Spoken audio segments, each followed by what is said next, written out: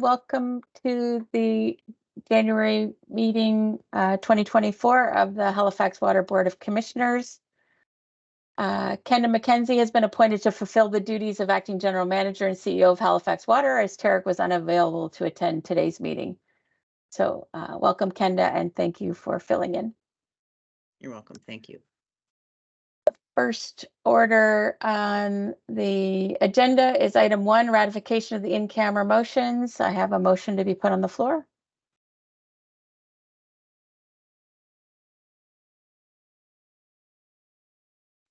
I can make that motion, Madam Chair. Go ahead, Commissioner Kolomitov. I'll second. I move that the Halifax Water Board ratify the in-camera motions.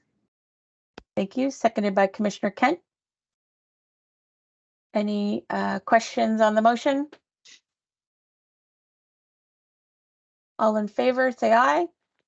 Aye. Aye. Any opposed? Any abstentions? Motion is carried. Second order, item 2, approval of the order of business and approval of additions and deletions. I have a motion to be put on the floor.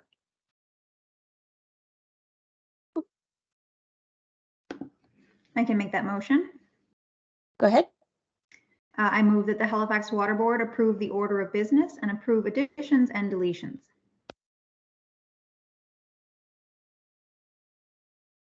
Can I have a seconder? Second. Commissioner Kent. And it should be noted that Commissioner Cuddle has no sound and no camera.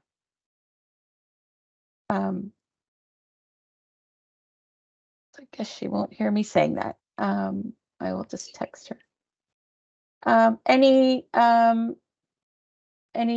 comments on the minutes as presented?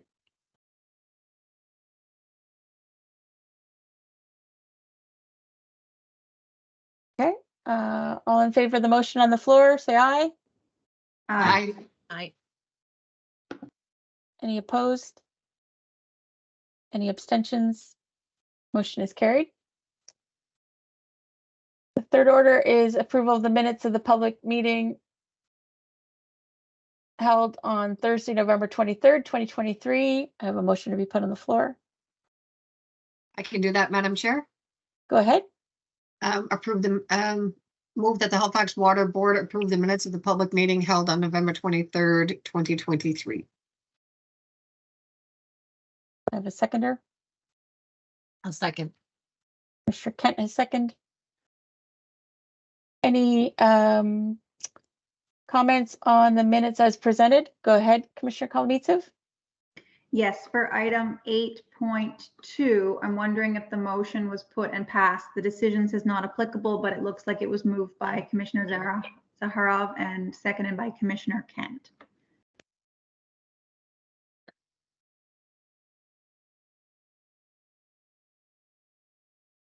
That would seem like a correct amendment, but we may have to check the recording. What Yes. is it again, Mimi?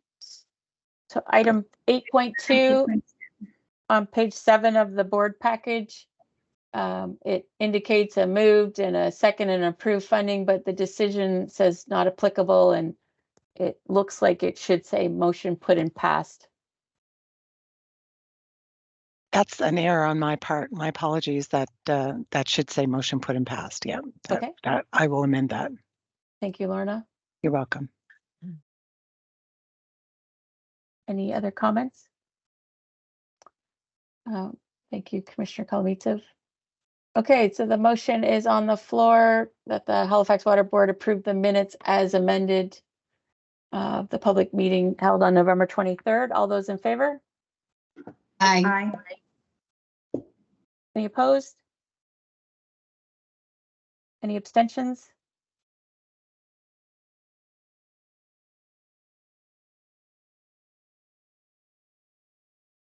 Okay, item 4, business arising from the minutes. We had the enterprise risk management policy approval. I believe we have a staff report. I can make that motion. Sure, go ahead. Okay. I move that the Halifax Water Board approve the updated ERM policy attached to this report. Thank you, Commissioner Kolomeitsev. Could I have a seconder? I Second. will second. Commissioner Kent seconded. Adi Damola, did you want to provide any context? Thank you very much, Commissioner. Good morning, distinguished board members, other stakeholders present. These updates are just regarding the recommendations received at the last board meeting regarding certain changes to specific areas of the ERM policy. The changes recommended have been adopted and it has been presented at the last ERM board committee meeting. Details of the changes are attached in the report, the clean version, the red line version, and also the previous version that was earlier submitted at the November 2023 board meeting. Thank you very much. Thank you. That was very helpful. Go ahead, Commissioner Russell. Thank you. I went through this and I'm curious about the training that would be offered. A lot of the times we see training that is either once and done or it is done and refreshed. And I'm wondering if you could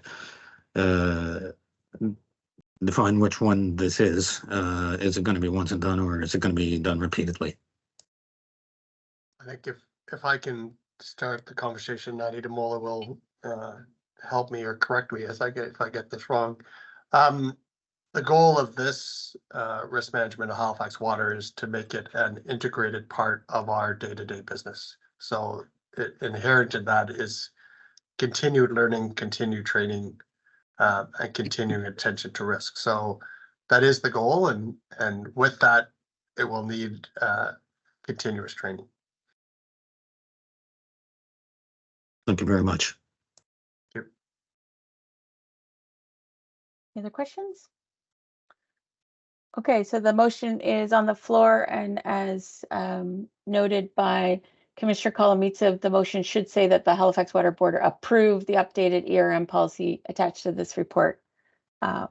One of the words approve will be removed from the written agenda. All those in favor say aye. Aye. Aye. Aye. Any opposed? Any abstentions? Motion is carried. I would just like to note that Commissioner Cuddle has let me know that she is still having IT issues, so it should be noted that she has made every effort to attend the meeting, but she is still having IT issues and is currently not able to participate.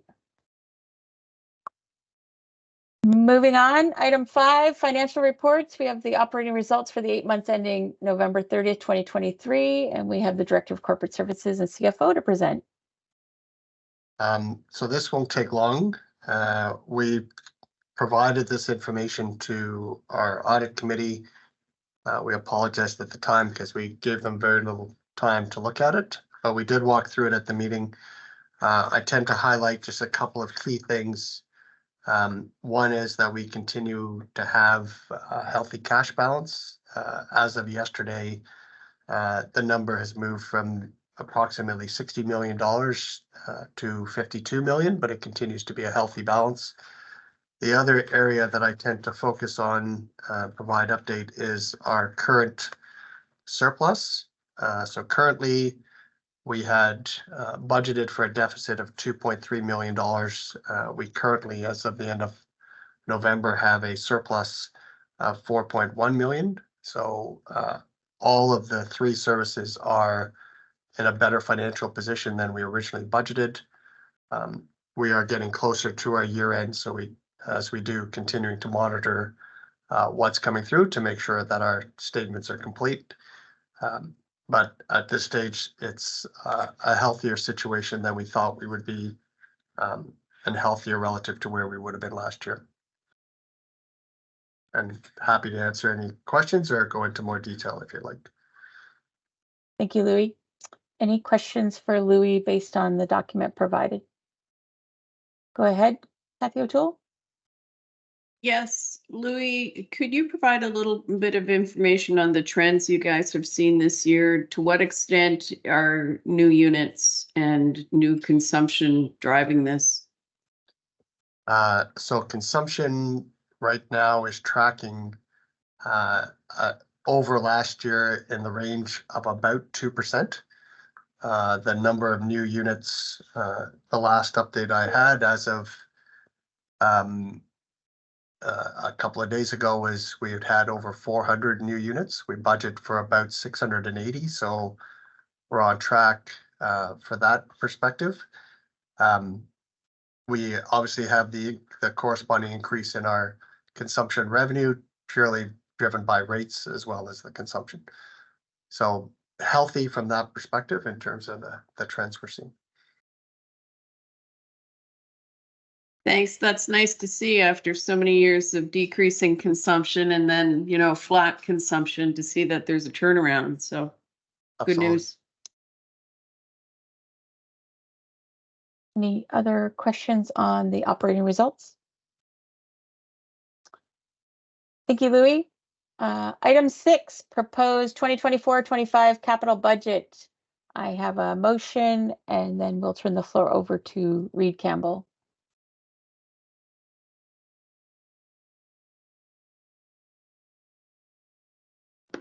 I can make this motion, Madam Chair. Thank you, Commissioner Kalamitov. I move that the Halifax Water Board approve the proposed 2024-25 capital budget at a total value of $152,497,000 as detailed in the attached Schedule 1. Do I have a seconder? I'll second that.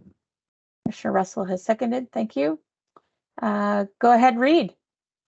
Okay, thank you, Madam Chair. Valerie Williams is with me. Val is our Senior Manager of Asset Management and Capital Planning. And Val will present most of the capital budget. I also believe Lorna has a presentation for us to go through that should come up shortly. I just wanted to start by saying the budget is largely as we've presented it to the board at a workshop in November, subject to some refinements. Also in November, we talked, as we continue on our journey to increasing our percentage capital spend in each year, there was really two aspects to that. One is our capacity to deliver. And in addition to our org structure change that took effect in May, we've added 10 new FTEs in engineering this year. A lot of those are experienced people, so we're looking forward to getting them to work on that. But also a lot of it was how we put the capital budget together. Are the capital budget items in the right years at the right amounts?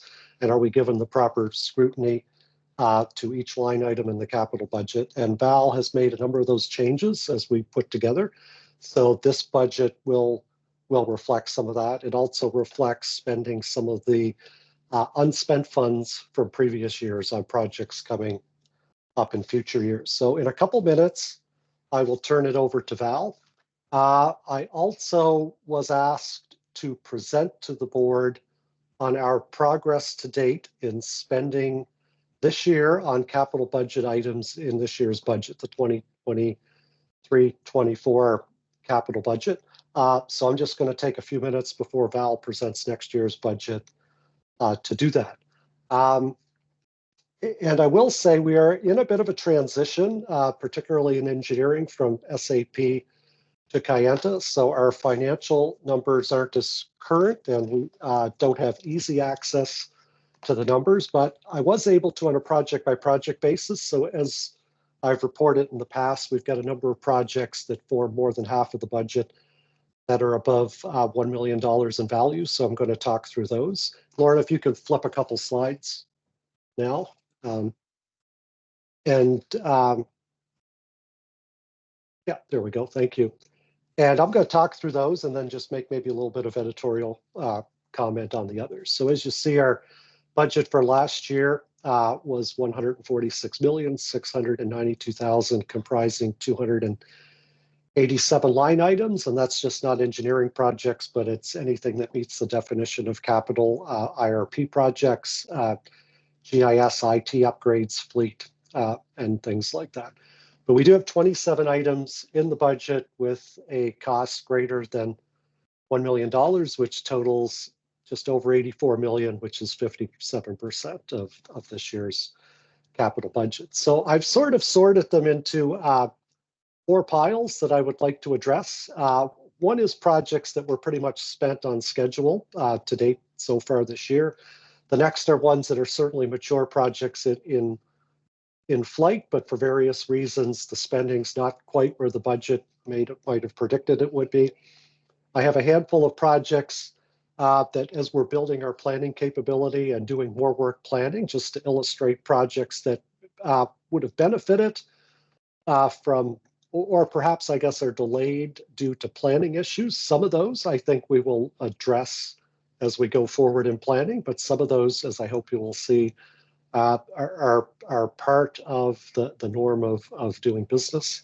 And then just a couple other projects that I want to highlight, largely due to procurement or budgeting issues. So we can go to the next slide, Val. So these are the projects that are pretty much completed.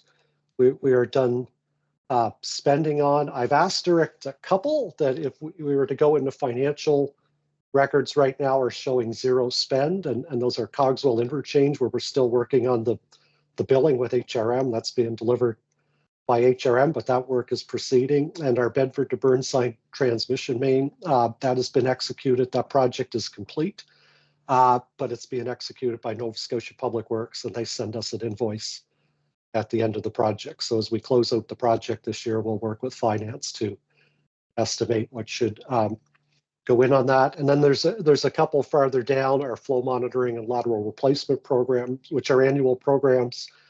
The lateral replacement, we replace laterals based on the need of customers. And so it's an estimate every year, and our corporate flow monitoring program is proceeding. We're underspending on that because we've taken some scope from the contractor where they were having some issues. So that work's being done by Halifax Water staff. Next slide, please. So these are some projects that are certainly progressing, but they're not as far along as we originally planned. I'll highlight a couple. Lake Major Roof, that's tendered. Contract has been awarded. Contractor's ready to go, but due to the weather last year and the contractor being backlogged because of weather issues, they asked to start in the spring. So that will start soon. Similarly with our trenchless relining program, that is one we are trying to move forward in our annual cycle. We're not starting it each year as early as we like, so the contractor will complete that in the spring. The next 2 lines are part of our integrated program with HRM, and as a result of needing contract resources as part of the flooding, some of the projects are delivered by HRM, some of us are delivered by us. There's a number where contractors working for HRM, because they were being diverted to flood restoration work, asked if they could divert those contracts until next year. So that work will be picked up in the spring. Data and analytics is about building our data capability within Halifax Water, and that was proceeding on schedule till about midway through the year. We discovered that there are a couple really interesting projects, products particularly designed for water utilities that provide that operational data analytics capability. So right now we're going through a build versus buy analysis, and we're closing a procurement on buy options. So we're going to look closely at that. The WSEP projects at J. Douglas Klein, they're proceeding according to plan, but we are finding at the Klein plant, because of its vintage built in the 70s, and I think I've told the board before, the plant was not designed to be shut down easily. So every time you are confronted with a problem, sort of the easy solution is just add to the scope, and we are taking a little step back in planning for a few months to just make sure that we're addressing the problems that need to be addressed. I've talked about fleet with supply chain issues. Peter White tells me that should be on track by the end of next year. The Aerotech booster pumping station, that is one where Hurricane Fiona in the previous year caused us to revisit that and install an emergency pump to make sure the airport always has fire protection, so that will be proceeding soon. And Mill Cove wastewater treatment plant preliminary design, we're going to talk about that a little more in the next item. That is proceeding pretty much on schedule, but the consultant's budget for the work that we asked was a little less than what was budgeted. The next slide, please, Lauren. Here's just a few of the planning ones. That the first two I will point to are projects that are going to be delivered by a developer as part of the Port Wallace transmission main. It was put in the current year's capital budget, or as part of the Port Wallace development. It was put in the budget based on the developer's schedule. The developer is not concluded their negotiations with HRM as to how that development will proceed. So that may proceed next year. Mill Cove RDII reduction, that is relining sewers to reduce infiltration and inflow. That was proceeding reasonably on schedule. However, the URB asked us some, I'm going to say, high-level questions about how we're managing our wet weather flow program. And we offered to the URB that we would take a pause and look at some things in that program before we continued the approval process. So that will proceed hopefully in the spring. Autoport pumping station, we've just in the fall resolved our multi-year land negotiation with CN in the Autoport area. We now have a land parcel and are working through the URB approval process. And the last two, you're familiar with Burnside Operations Center, biosolids processing facility. They are proceeding on schedule. We have approved funding to get through these preliminary sort of design and procurement phases. However, the two numbers that you see there were put in the capital budget about 18 months ago when we did it. So the project scheduling has simply evolved since we did the budgeting for that. And just a couple on the last slide. I want to talk for a minute about the first two. Quigley's Corner Pumping Station is in Eastern Passage. That is an important pumping station upgrade for us. That was tendered in the fall. The tender price came in at 3 times the budgeted amount, and we weren't comfortable in proceeding with that. So we're working through a process right now to reevaluate what we really need to do. There was some significant risk items in the way the design was assembled. So we're trying to meet the asset replacement needs of the plant and also do a project that is good value and fair value to HRM. The Bissett Road pumping station, that design is ready to go. You approved that funding about this time last year. However, it was in a connected procurement process to the Quigley's Corner one. So just given the results on Quigley's Corner, we wanted to pause that and reevaluate the procurement process. Mill Cove, once again, $9 million. We're going to talk about that in the next item. But that is my do-over request on last year's capital budget. That money probably had no hope of being spent, but we're going to ask you to approve the spending of that money on detailed design beginning later this year. And with the infrastructure master plan, Val is getting ready to begin that work, but we've rescoped or repurposed how we're going to do that. We're going to do the IRP on a much more cohesive, compressed schedule, and with the increasing population projections, we're continuing to work with HRM just a little bit to get the most current population numbers before we kick that off, but we're still on schedule to complete that. So that is the update on the $1 million plus projects. I did report to the board in November that some of our programming type money in bulk was probably over budgeted by close to 100%. I mean, the identification of that is work that we've done since the capital budget.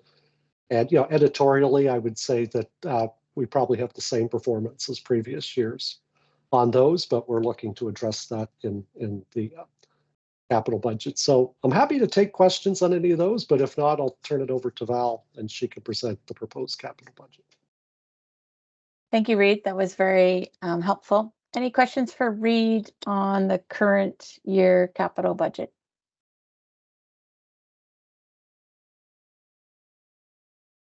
No? Oh, go ahead, Commissioner Kolomeitsev. I don't know if this is a question for Reid. I'm referring to page 69 of the board package for item number 6. I'm wondering, regional development charges listed as a funding source. Has the RDC still been is it the intention to still collect the RDC, or is that previous regional development charges that are still available? Yeah, and Louis or Kenda perhaps can comment on the balance of the fund, but we continue to collect regional development charges, and we will on an ongoing basis. And they're collected at the building permit stage on building permits. So that funds a fund, and then the IRP process identifies projects that are eligible for funding by the regional development charge. So regional nature projects. So as those projects come up in a budget year, each project has an RDC funding percentage, and that's how we generate that number that you see in that funding table. And just to build on what Reid had added there, I think there might be some confusion with some of the provincial legislation that went through in the fall. We are still collecting the RDC. There's just a freeze on increasing it over the next 2 years. So there's. Okay, thank you. So it has to do with the CPI adjustments that we make annually. And so we just have to freeze that for 2 years without ministerial approval. So. Perfect, Kenda. That really answered my question, because I was thinking of Bill 329, I think it was, that was around in around October timeframe. I wasn't sure if that affected being able to collect completely. No, we can still collect. Okay, perfect. And my other question was around the depreciation. I find we did discuss that at the audit and finance meeting, but I think it is helpful, especially for those of us who aren't familiar with some of the financials as well. Can someone please just explain briefly how the depreciation is used as a funding source? So we, as part of our way of financing assets, is we build the depreciation. So what's been used and recorded in our financial statements as depreciation, we use that number and build it into our rates. So our rates are sufficient to fund that depreciation. And so now we have cash in the bank from our rates, and we use that cash as a source of funding for our capital budget. Thank you. Okay, thank you, Reid. Go ahead, Val. Thank you very much. We need to go back up. There we go. There we go. Thank you very much. All right, I'll just talk a little bit about what influences the development of the capital budget. And primarily, we're using our integrated resource plan, which is derived from our 3 driver plans. And they give us that long-term reinvestment need over the 30 years, which is our recommended 135 million annually to provide sustainable service to our ratepayers. But we also have a condition assessment program that will help drive some of the nearer term requirements and any operational health and safety priorities that may get raised. Next slide. The next couple of slides are probably fairly familiar to the Commission in terms of, you've seen these before. These are just a breakdown of the expenditures from the IRP, broken by driver and then by system. So on the driver side, 68% is allocated to asset renewal projects, and 14 and 18 respectively to growth and compliance. And on the system side, not quite equal split, but pretty close. So 56% on the wastewater type of infrastructure, 36% to water, and 8% on stormwater. Next slide, please. And this is just an overview of the expenditures coming out of that 2019 IRP, showing our red line is our average sustainable level of spend of 135 million annually. and then the little peaks and valleys along the way, which make up the average. Next slide, please. In terms of the overview, we develop an annual 1- and 5-year capital budgets done by the Engineering and Technology Services team, and we collaborate with the other departments to put together the capital budget annually. Capital items are determined to be things that are over 5,000 and also have a service life that extends beyond 1 year. And sorry, this is not my slide, so this is a little different than what I was expecting, but move on to the next slide, please. Okay. So this is just an overview of the process that we follow. Staff put together the capital budget. The executive team reviews it. We were at Audit and Finance Committee on January 11th, and they reviewed what we presented. We're here today to present the capital budget for the 24-25 fiscal year, and then following the approval, we'll be making our submission and filing to the Utility and Review Board.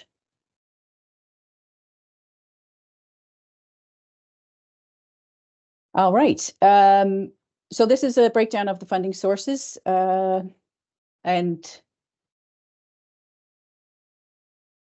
I apologize. This is not my slide deck, so I'm a little at a loss here. Val, if you have yours, maybe you can share with Lauren if that's possible. I'm not sure I can what do happened that. with that. So, Yeah. that might be my fault. Let me do that if you don't mind. Go ahead, Commissioner Kolomeitsev. While you're working through that, I just wanted to make one comment to the staff to say thank you for adding the project numbers to the capital budget submission for this part of the package. I had asked for that just this month at the Audit and Finance Committee meeting, and it's great to see that already added for this board meeting. I hope that the other board members also appreciate it. It really helps me. Thank you. Thank you. And just to be clear, can you see my screen now? I'm Yes, not seeing the screen. Looks good, Val. Okay, I need to put it on presentation mode, I suppose. And good comment, Commissioner Kolomeitsev. Again, thank you, staff, for actioning that. Okay, there we go. My apologies for the mishap there. I will move on. All to the good, next slide. Val. Okay, thank you. So this is just a comparison of the year over year. I've put in the last few budget years just to sort of give a bit of a flavor. You can see in the final column there that the total over the 5 years for each of the previous and the current 5-year budgets has been increasing. That's not surprising given the economic situation, but there's also quite a bit that's being pushed out into future years, which is a little bit of something that we need to address. You can see the green line on this slide is showing the annual level of spend, the 135 million that came out of the recommended IRP. And then we're kind of hovering pretty close to that on the year 1 of each of these 5-year cycles. But then we've got quite a bit that's following in the subsequent years. So something for us to think about how we're going to tackle that, and we have been working on that. So as Reid has said in both the workshop that he presented to the Halifax Water Board, as well as the Audit and Finance presentation that we made. And to Commissioner Kolomeitsev, I think this was the slide that you're referring to. We presented this at the Audit and Finance Committee. This is just a bit of an overview of the larger programs and projects that are in our 5-year horizon in terms of the overall spending on that cash flow for the 5 years. And then we've updated that in the board report to put a little bit of clarity around which phase the programs or projects are in, whether it's planning, design, or construction. You'll note that in some cases it might look a little off, and that's because not all projects are going to be aligned directly with the fiscal year. So a phase might not finish exactly at March 31st. We might blend into the following year. So it's a bit of an indicator more than anything. I'm not going to go through each of these, just more of an indicator to you that we have 11 or 12 here on this list that are of significant value and effort that'll be spent over the next 5 years. In terms of the overall summary, we have 62.6 million going to the water infrastructure, 69.8 is wastewater. Stormwater is coming in around 19 million. And then we have our new area of district energy at just over $1 million, and a total of 152,497,000 for our capital budget for 2024-25. Thank you. This is again just a listing of some of the larger dollar value projects that are in year one, or the 24-25 fiscal year. There's 2 slides that are just listing out those projects. I won't again read through all of them. They are available. They're also in the package that you received in the report. This is a bit of a breakdown in terms of where those expenditures are happening, and a little bit of alignment to some of the work that we've done with the realignment with the group. So you can see that our infrastructure planning group, which is new to the organization since May, there's 33.5 million proposed in that group, projects that are being led by that group. Capital delivery and strategic projects are both sitting at around 40 million, which shows a significant amount of the expenditures. And you'll see that there's a number of projects. In the strategic projects, we have quite a bit more than the capital delivery ones. And I think that's just because on the strategic projects, those are the projects that are identified against the water supply plants and the wastewater treatment facility, some of the bigger infrastructure, but they're often more of a volume of smaller projects, but they're unique on their own. In terms of the funding sources, we've talked a little bit just in some of the questions. So the lion's share is coming from debt at 109 million, and followed by depreciation and a proportion for regional development charge, and some small funding from external funding coming from HRM and energy rebates, for a total of the 152,497. So future changes we're talking about with the capital budget process. We've talked about stage gating. You've heard that at both the workshop in November as well as the Audit and Finance Committee, and I believe in some previous conversations with the board.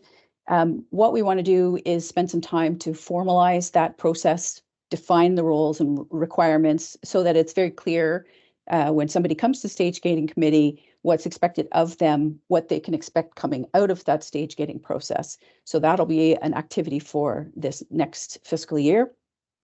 We also would like to align our class estimate, our budget class estimates with that stage gating process. So we do have a framework that is in place that was developed when we were doing master planning and shows different levels of uncertainty as we work through the life cycle of a project. So at master planning, we have a lot more uncertainty because it's a bit more of an order of magnitude type of identification of project needs. But as we move through conceptual design, detailed design, and then into tendering, we will have a much clearer picture of the needs of that project, and the level of uncertainty should reduce. So we have greater accuracy, greater reliability on the estimates. We'd like to tie that back to our stage gating process. Additionally, with some of the work that we're doing, we want to be able to open up the budget process for folks to add their ideas and candidate projects anytime during the year, not just in the fall. We will still be collecting the whole budget in the fall and putting together the final package, but we'll still have the ability throughout the year to add something, and then going through that stage gating process with a decision that determines whether that's a project that needs to be added to our roster immediately or is approved through to go into the next cycle of capital budget. And that is it. I will escape that. Thank you, Val. Any questions for Val or Reid?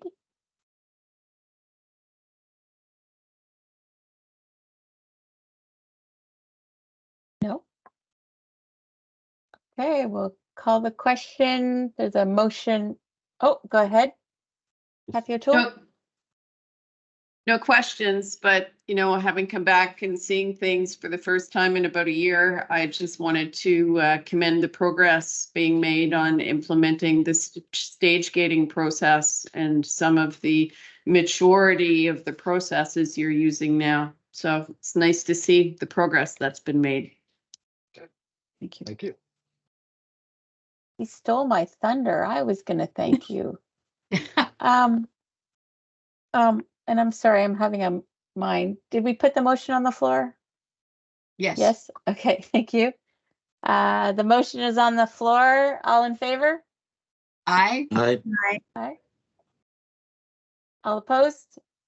Any opposed? Any abstentions? The motion is carried unanimously. And on behalf of the board, thank you, Reed, Val, and your entire team. That was a excellent presentation and a phenomenal amount of work every year, but in particular this year, as you worked hard to refine that process and bring forward this budget. So we really appreciate that. Thank you. Okay, item 7.1, Mill Cove wastewater treatment facility upgrade funding approval. I have a motion to be put on the floor.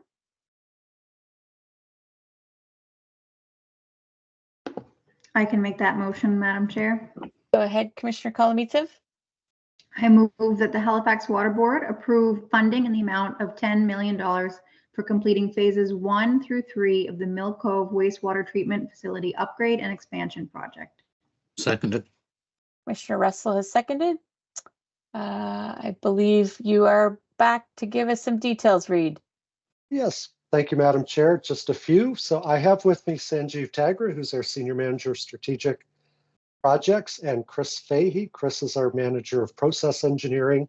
And Chris is the author of not only this report, but the author of the concept that we're using to expand this plant on a very challenging, tight site. So as the report says, and as the motion says, we're asking for approval of $10 million to complete phases 1 to 3 of the project. We are in the midst of phase 2. Phase 1 was concept validation. So Chris did an awful lot of work coming up with the concept to expand the plant, but we thought it would be worthwhile to have a consulting firm validate that. So they have done that, and that's been completed. Phase 2 is preliminary engineering, and then phase 2 will be detailed design. And we're in the midpoint of preliminary engineering. So as the report lays out, this is the plant in Bedford that serves Bedford and Sackville. It's currently nearing its capacity. It was identified in the IRP at 90% capacity, but there are also new wastewater effluent regulations coming. So we also need to upgrade the process of the plant. We're bringing it to you today. So we are anticipating that we will probably have about a 6-month approval process at the URB. The equipment selection and preliminary design will be completed, I believe, around September, Chris. And so we would like to have the URB approval completed so we could roll right from preliminary design into detailed design. Yeah, with that, I will leave it to you guys for any questions, and I'm sure Chris can answer whatever you throw at us. Any questions for Reed, Chris, or Sanjeev?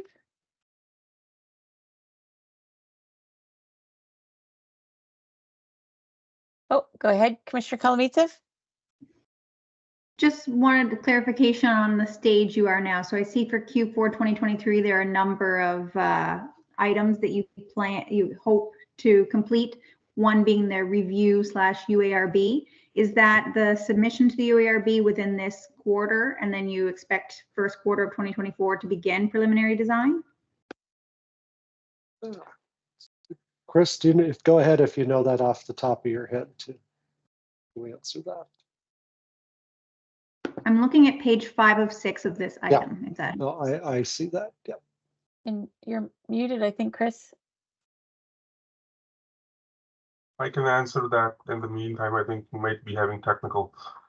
Yeah, so we are starting, we are basically transitioning from our initial validation report is like 99% complete. We're going through final comments, and we are going into the preliminary and the equipment pre-selection stage right now. Yeah. And Sanjeev, I will add what the URB discussion is there. This is a project that the URB has directed us to engage their consultants, William Brown and James Goldstein. So we've had 3 or 4 meetings so far on them. So they have been quite helpful in the planning, provided some value, but they've also endorsed the work that Chris has done and our consultants have done to date. So we also have touch points in there. So URB discussion on the RFP, it relates to having that exchange with the URB's consultants. And the stakeholder review, is that primarily that discussion, or are there other stakeholders that will be involved during this quarter before the design phase? That's primarily the URB's consultants. Okay, thank you. Anything to add, Chris? We lost you there.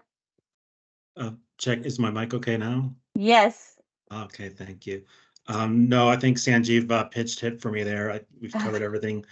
Just to clarify some dates, we'll be done preliminary design for March of this year. The anticipation is to go June, wrap things up with utility review board, and then roll right into detailed design, not to have any delay there.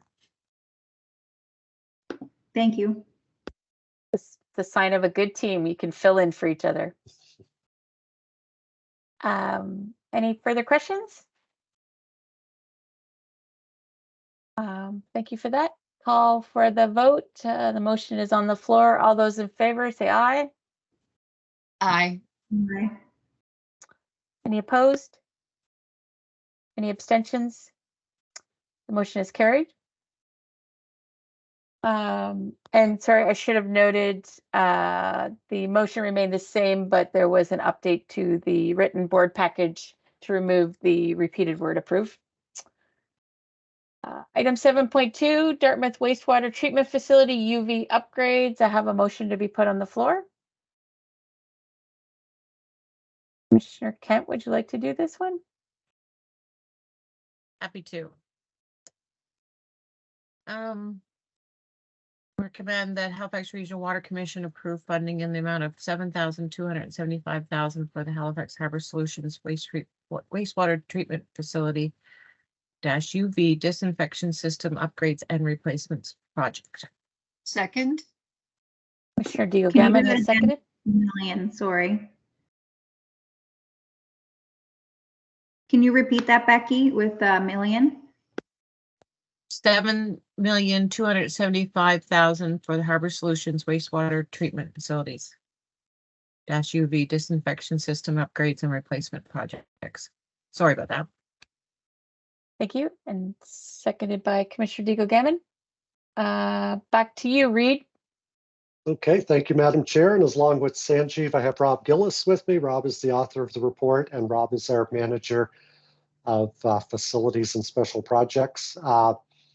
This is Rob's project, but just briefly, I think the report explains fairly well that we've identified some issues in the plant where we're not meeting our UV disinfection requirements, intermittently related to very dry weather and also to very wet weather. We engaged Dalhousie University as part of our research chair to understand that. The report gives all the details, and Rob can expand on that, but essentially we need more UV capacity in the Halifax and Dartmouth Harbor Solutions plants.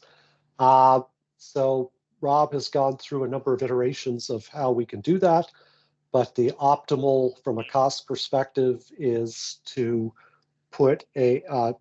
remove the existing but certainly still serviceable UV equipment from Dartmouth and bring it to Halifax and supplement the equipment in Halifax, and then install a brand new, same technology, but current year model UV system in the Dartmouth plant. And we'll also have a number of spares that we could use at Halifax or Herring Cove in the future if we need be. So that's essentially the project, but if there's any questions, Rob or Sanjeev can help me answer them. That sounds like a very innovative solution from staff. Any questions for Reid, Rob, or Sanjeev?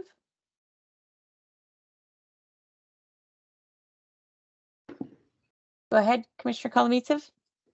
I'm just wondering, since it seems to take quite a while to get results back from DAL, it looks like you started that engagement in 2016. Is there a plan to engage them early on to follow up and see if what you've done has made a difference? Will they be assessing whether there was progress after you've invested this, so that if down the road you need further investment, you can prove how effective it was?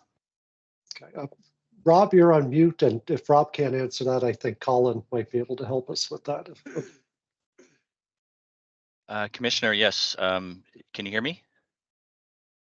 Yes.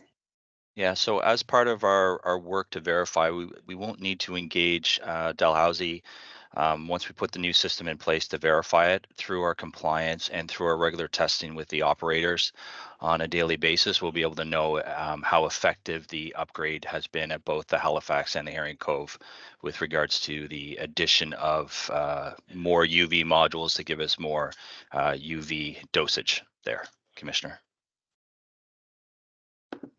So just as someone who doesn't understand, I didn't see this before. I don't know if it's been to the Health and Safety Committee, but I'm just trying to understand what Dalhousie's research was then compared to what you can now do on your own.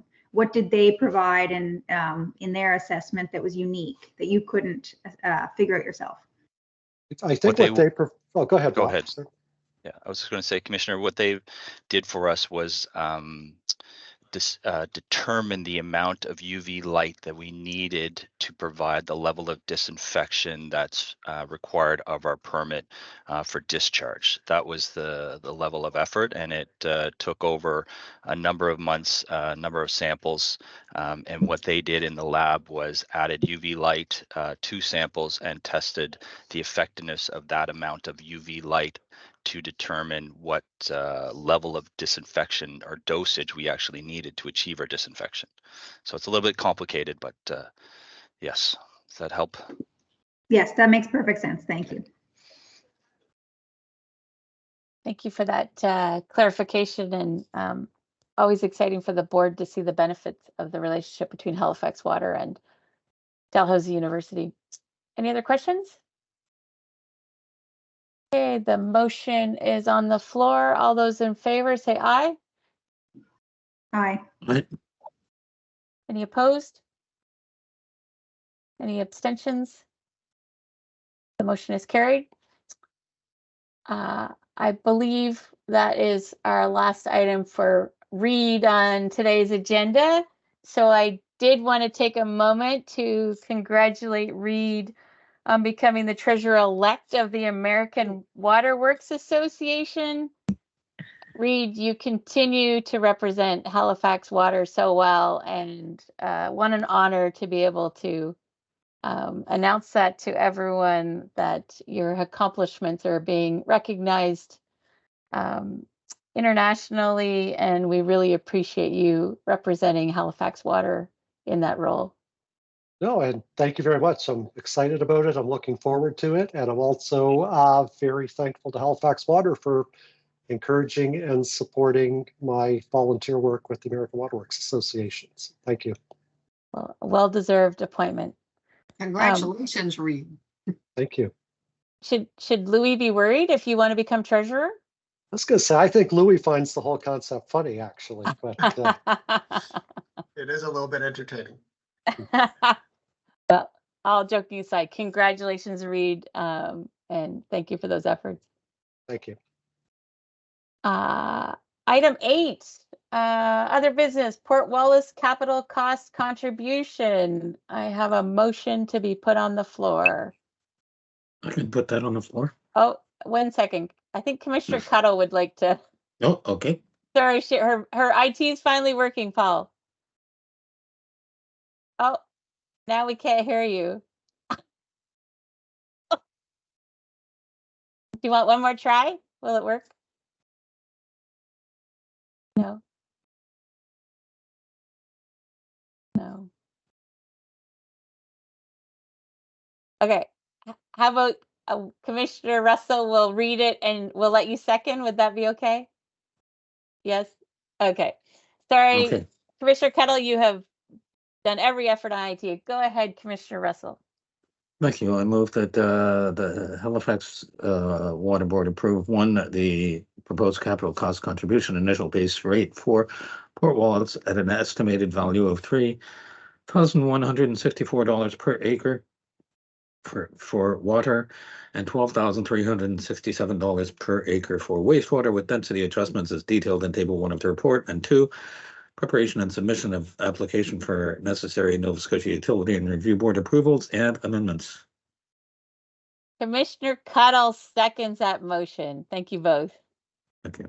I see we have the Senior Manager of Regulatory Approvals with us to provide a presentation. Go ahead. Hi, thank you, Madam Chair. I'm Kevin Gray, Senior Manager of Regulatory Approvals. I look after customer compliance, stormwater engineering, and the all extensions and connections to Halifax Water systems, including the establishment of cost contribution charges. Next slide. So, not sure of the board's familiarity with the establishing of CCCs. It's been probably a couple years since we established a new one. Maybe the last one was the Area 10. I think that was probably a year or a year and a half ago. But and capital cost contribution charges in favor of water and wastewater infrastructure is supported through the Halifax Water regulations in attachment 2 sets up our policy, but in establishing these new charges, it is in line with the provincial freeze on creating new development charges. Halifax Water charges facilitate growth and facilitate a partnership with development. Development is in favor, absolutely, of these establishing new charges. So, and what these charges enable is infrastructure that is to the benefit of many developers getting installed on a prescribed timeline, and then we recoup the costs incurred through that establishment of an area charge and the collection of funds as new subdivisions come online. The next slide. So I briefly said, so in the establishment of the charges have an infrastructure list that is made up of what we term area master infrastructure. That's infrastructure to the benefit of many developers. The development community is responsible 100% to create and install the local sized infrastructure. So for instance, if a developer is out there building one cul-de-sac with 30 lots on it, all of the infrastructure, including the water, wastewater, stormwater, roads, sidewalks, curb and gutter, would all be installed at the expense of the developer and then turned over to the municipality and Halifax Water at within the subdivision process. So CCCs establish, they collect area master, and then the other level of infrastructure we often refer to is regional infrastructure. And regional infrastructure, that's where we collect regional development charges. And that infrastructure is to the benefit of the greater community, not only subdivisions and area master area plans such as Bedford West, but if you take a Bedford West and a Wentworth and Clayton Park, all of those communities benefit from regional infrastructure such as the Halifax wastewater treatment plant. Next slide, please. So in establishing the new CCCs, there are two CCCs here. There's a water CCC and a wastewater CCC, and they're very different and I will cover both of them. But for example, here, water mains. This is a very traditional CCC from a water perspective. As the development is built, we are going to be installing a 400 millimeter water main that really serves the entire development, and it also reinforces the existing water distribution system to our existing customers of Craigburn, Spider Lake, for instance. And so we've calculated a very high benefit to existing customer at around 29%. Also at 29% is the benefit for fire protection, which is funded by the municipality. So the cost of the infrastructure from 300 to 400 millimeters is what we're recovering through this acreage charge. The CCC is established with a funding model. We predict development at a prescribed rate. This one, for instance, is over the next, it builds out, I believe, in 2042. And we escalate the charge by CPI annually. We factor in a balanced financing, the debt financing we incur. The water CCC, as I said, is a very traditional. We incur costs as the development proceeds. So it's a very balanced CCC. There's very low risk to the utility. We actually hold a positive balance throughout the build out of the entire residential portion of the Port Wallace area. So that's beyond that's actually no risk to the utility. So we carry a positive balance. We only incur a negative balance once the industrial phase of Port Wallace begins in the Conrad lands. But again, should that not proceed as at the prescribed timeline, we hold a positive balance in the water CCC. Next slide, please. So again, in the water CCC, the infrastructure gets installed. We reimburse the developer as the development phases through, and then we collect the area charge. So we do a check exchange at the subdivision, within the subdivision process. The wastewater CCC, which I'll get into a little bit later, is completely different. But right now I'm just reviewing the establishment of a CCC. Next slide, please.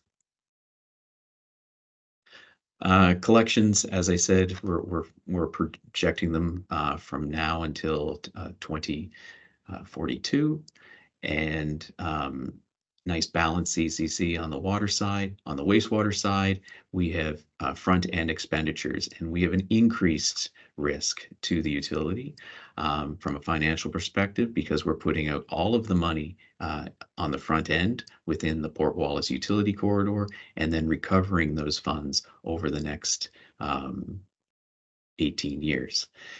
What we are proposing on the wastewater side is a prescribed payment plan with the two major developers being Conrad's and Port Wallace Holdings Limited. And the amounts would be ratioed based on their development rights and their densities they can achieve.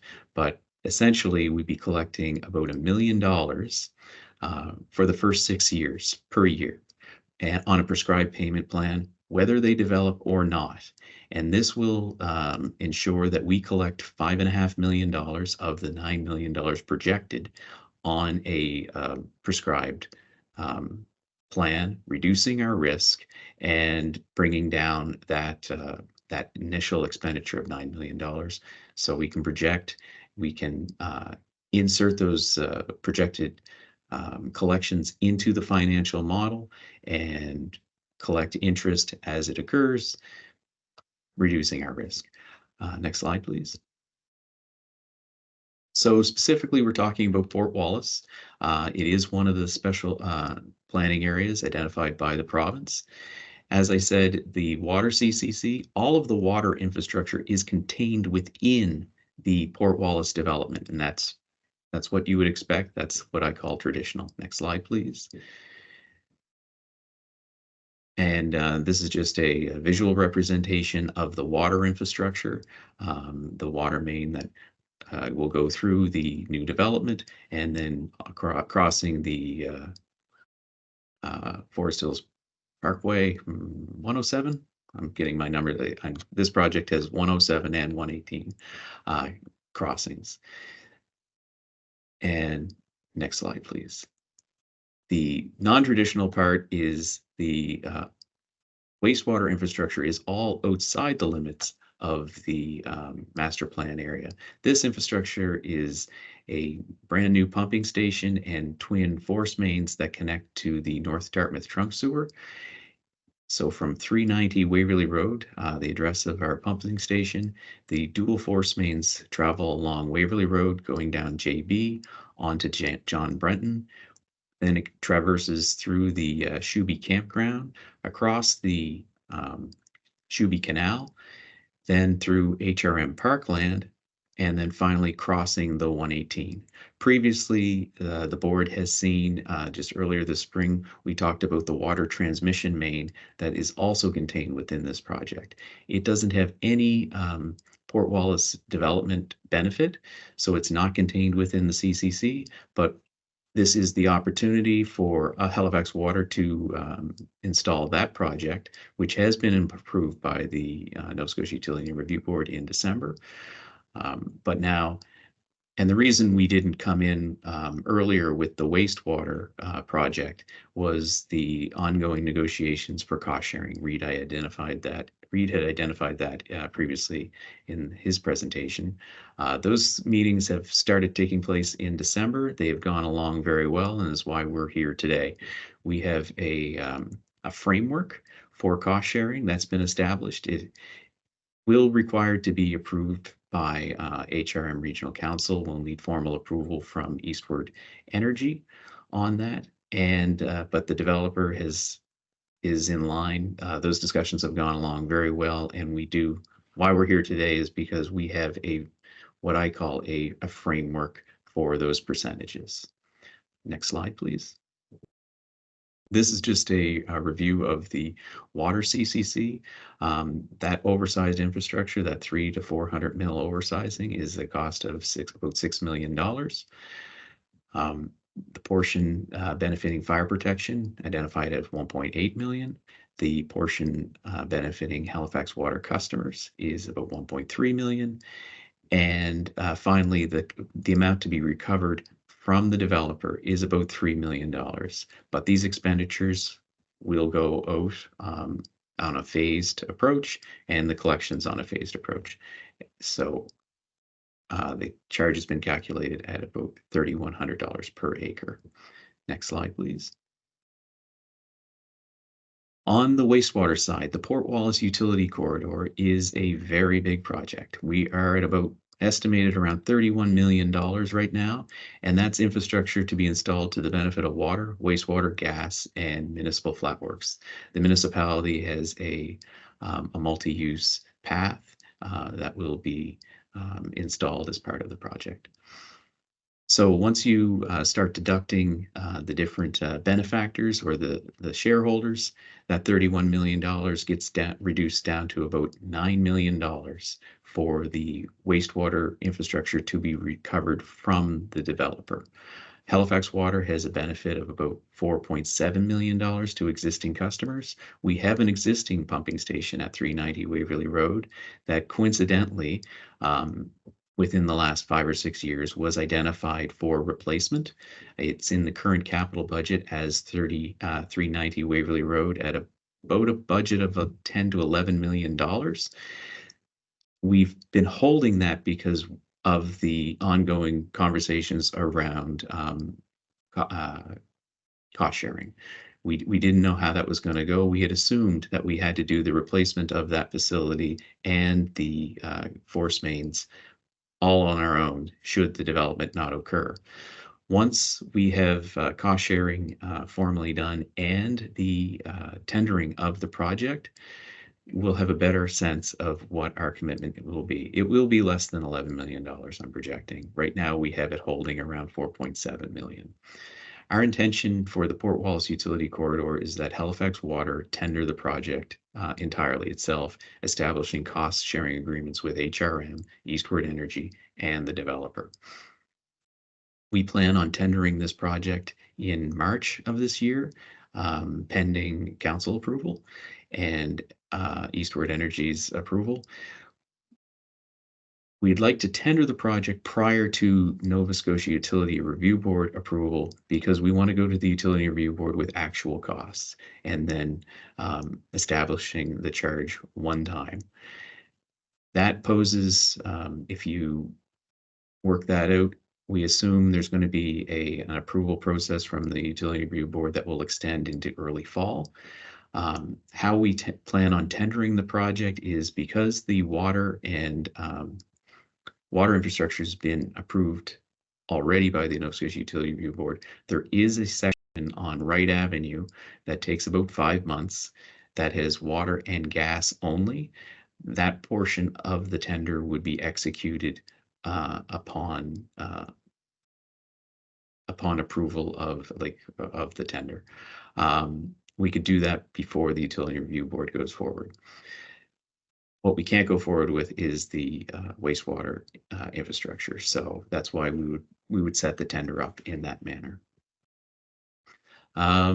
Again, so we've identified about $9.4 million that would be committed to the project and to be recovered by the developer, and that would all go out within the next 2 years. I would project that a third may go out in the 2024-25 budget, and then 2/3 in the following year.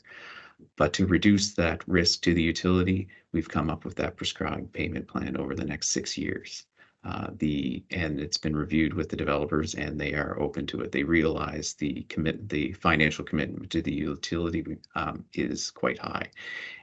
And this is an approach we've used before in West Bedford, not quite the same, but we did have prescribed payments included in that CCC in the 2012. So I know that we've talked about the utility review, the utility corridor project before.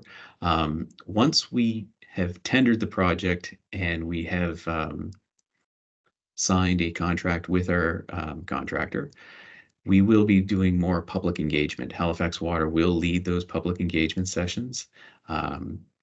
We've been over the last year, we've been in contact with Councillor Mancini and Councillor Gammon-Deagle and the community. We did one session about a year ago, I think, but once we have that signed contract and we have a schedule from the contractor, we'll be able to engage again with the community. And with that, I believe I'm open to questions. Thank you, Kevin. That was very helpful to walk through how you got to the recommendation you're putting to the board. Any questions for Kevin? Go ahead, Commissioner Kolomeitsev. Thank you. I'm just wondering, I understand that you have a section that is just water and gas that you could physically start work on because it's already been approved. But what would be the implications if you were to go out to tender for the entirety of the project and NSUARB does not approve the second half?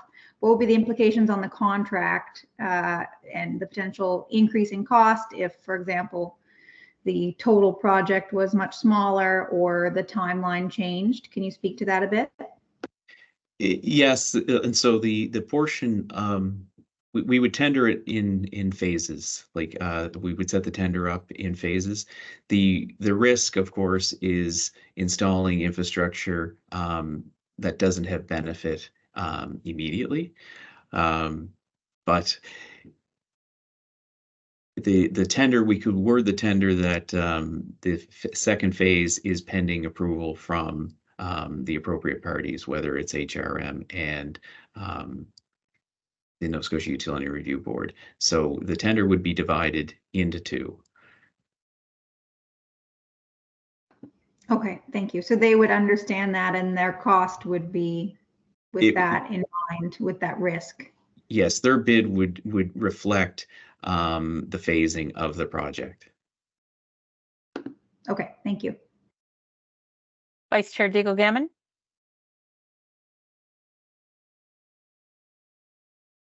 Thank you very much, Madam Chair. Thank you, Kevin. That's a lot to take in.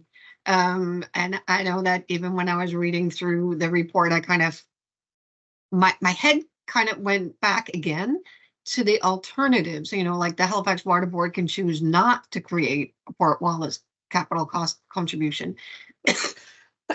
No, forgive me. And that would put, you know, everything on the developer to finance. The reason that we're not looking at that alternative, if, you know, I'm oversimplifying, is that it then takes away the opportunity that Halifax Water has to see the extended benefit to our customers and to the infrastructure that is there right now. And I know I've oversimplified, but is that why we're taking advantage of us coming up with the capital cost contribution program? Yeah, this project has a very high benefit to our existing customers. Right. Like for instance, we need to renew the 390 Waverly Road pumping station and its force mains that today are tributary to 200 Waverly Road. So the effluent right now from there goes all the way down Waverly Road. So that project's been estimated, it was estimated a few years ago to be $11 million. It could be more in today's market. So the establishment of the CCC reduces the cost to our existing customers because we are partnering with development on the project. It also reduces the cost of our water transmission main. Even though there's no benefit to the CCC, just installing both pipes at the same time with Heritage Gas and with HRM on the multi-use path, all parties pay less. Right. I guess I just wanted that nice little captured statement that would make it easier for people to understand it. So I really do appreciate that. Thank you, Yeah, Kevin. no problem at all.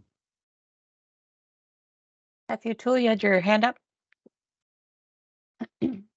No, I'm okay. I was going to say something that Kevin said, and I realized that he's got all the history of the CCCs, and I didn't need to interject. Well, thank you both for providing it. I just had a question that I couldn't quite get there. I read through the report. I just needed help on the pieces of West Bedford that were in the report. There's a piece of West Bedford. Did I use West Bedford as an example? You did in your presentation, which was fine. That was a good. Yep. In the report, in the board package, seems to have pieces of West Bedford in it. And Did it? Okay, you look as puzzled as I do. Okay, Yeah, that's but good. I might have referenced I know I might have referenced the advanced payment program. No, it was fine. It was just No? it was it was the consultant report, and so I didn't know if it Oh, had did been I a make a joint. wrong reference? It had I'll- been a joint initiative, so that's okay. No, I'll I review was just that. making sure that I hadn't missed something. No, I'll take a peek. Okay, any other questions? Go ahead, Louis. Just wanted to know, when we were looking at the funding sources related to the capital budget, one of the items that was there was nothing there for capital cost contribution. If this were to be approved, then there would be an ability to allocate some of those costs and fund some of those costs by the capital cost contribution. So we would adjust the funding sources subject to the approval here. Thank you, Louis. So you've conservatively not included it until it's approved by all the authorities. Should this be approved in 2024-25, we would actually recover about $1.1 million through CCC collections. Thank you both. Good context. Any other questions? Oh, go ahead, Commissioner Kolomeitsev. I just had a question more related to the risks associated with the project being approved. I'm wondering if anyone expects some pushback on the wastewater pipe going through near Lake Charles, near Shuby, because I understand we were talking about it from the water perspective. It was already an established pathway there. It wouldn't be disrupting anything, but I'm wondering, is there the potential that you might need to add on additional costs if there's an environmental risk that's identified, or some worry around that? We began the Port Wallace HRM engaged consultant in 2014 with a land use suitability study. Through that process, subsequently to that process, we did an infrastructure master plan. HRM was a joint project with HRM and Halifax Water to establish the best routing for infrastructure. This connection has been contemplated since the late 1980s and popped up in many regional infrastructure plans over the next 20 years. And Kenda, do you want to add something really quickly? Just, I was going to let you finish that statement, and then I was just going to talk about some of our extra collaboration. I'll let you Yeah, continue. absolutely. Let's see if I can remember some of those.